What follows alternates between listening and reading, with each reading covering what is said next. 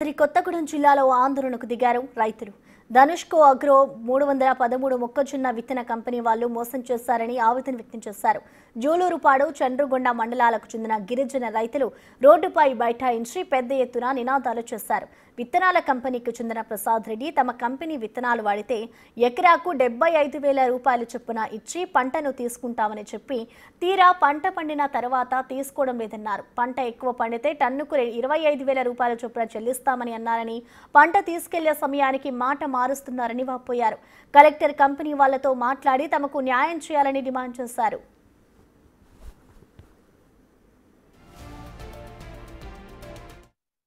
కంపెనీలో వచ్చి మేము ప్రసాద్ రెడ్డి అనేటానే నాతో వచ్చాడు. మా ఇంటి చేనుకు వచ్చి ఫీల్డ్ చూడడం వచ్చిండు.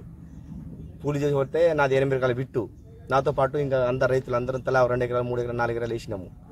వచ్చి ఏమన్నారంటే మేము ఎకరానికి వచ్చేసి 70,000 రూపాయలు ఇస్తాము అని చెప్పారు. ఒకవేళ ఎక్కువ టన్ను వస్తే టన్నేజీ లెక్క ఇస్తాం, టన్నేజీ రాకపోతే ఎకరానికి 70,000 రూపాయలు ఇస్తామని చెప్పేసి ఒప్పందం కుదిరించుకున్నాము. మాకు ఒక ఎకరానికి వచ్చేసి ముందు అడ్వాన్స్ ఏమో 20,000 ఇస్తామన్నారు. 20,000 ఏమి ఇవ్వలే. వాళ్ళు జస్ట్ మాకు విత్తనాలే ఇచ్చారు, పురుగు మందు ఏమి ఇవ్వలేదు.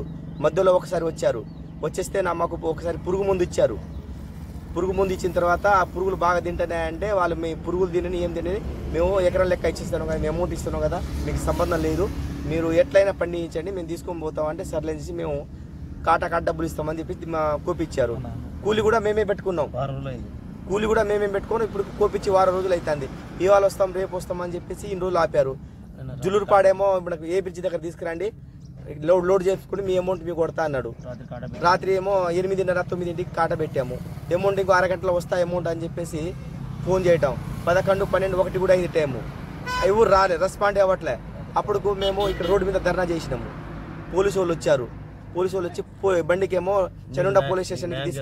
చంద్రగుండ పోలీస్ స్టేషన్కి తరలిస్తామని చెప్పారు. ఆయన లారీ డ్రైవర్ మాట అయినకుండా ఏమో నేను ఇక్కడే బండి పెడతా, బండి లాక్ చేసేసి ఆయన మరి ఎటుపోయిండో తెలియదు. ఇక్కడ ఒక బోకరు ఉన్నాడు, హత్తిరామ అనే వ్యక్తి, ఆయన కూడా మరి ఆయన ఏ రెస్పాండ్ లేదు, కంపెనీ ఫోన్ లేపట్లేదు. పొద్దున కూడా మాట్లాడినాం, ఏమని హత్తిరామ కూడా ఫోన్ ఎత్తట్లే.